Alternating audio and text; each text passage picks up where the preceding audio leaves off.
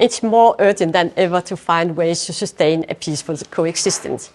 And consequently, it's more urgent than ever to better understand how social and cultural encounters actually happen. Together, we have examined large-scale 1970s social housing across Europe, in Italy, in Switzerland, in Denmark and in Norway. As a researcher, the method that we applied in the Push Housing project, where we used the 4 lenses to look into the housing estates in the 4 European countries, I found really interesting and productive.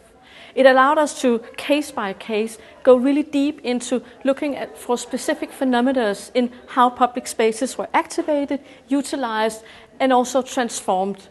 In order to find a way to address the intersection of people and the physical spaces they share, we need to ask 2 fundamental questions. How can we understand the publicness of spaces in European social housing estates?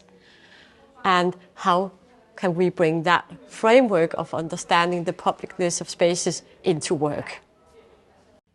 In the PUSH project, we investigate how interactions between people and the spaces they share on social housing estates create public life, how these spaces become a public concern for people, how they enable or prevent social and cultural encounters, and how they may become spaces where living with others who are different from oneself becomes possible.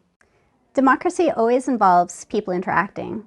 The Norwegian team looked at different democratic interactions, like deliberating political issues, participating in political processes, sending interest through elected representatives, and making claims on shared resources.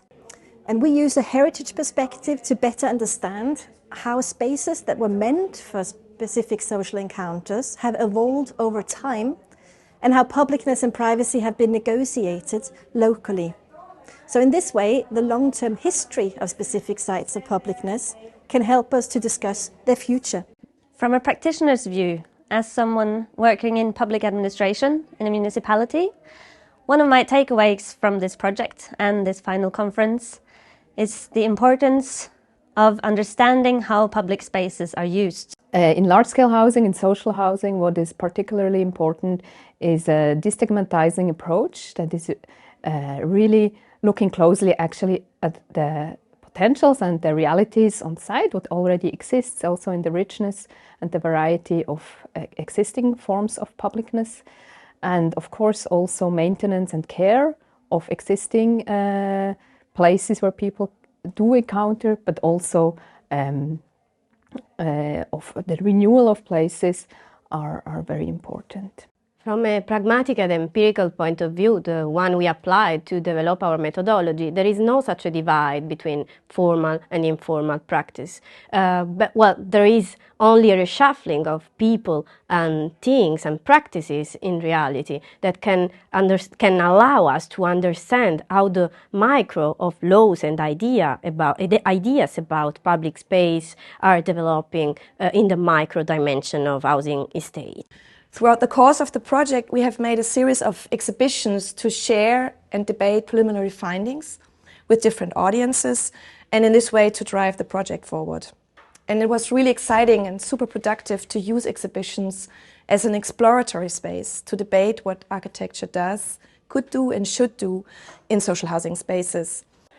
And it allowed us to really experience or see micro themes that repeated themselves across at least some of the cases, and showed us how some of the transformations that goes on there in some cases are very different, but also in some are very similar.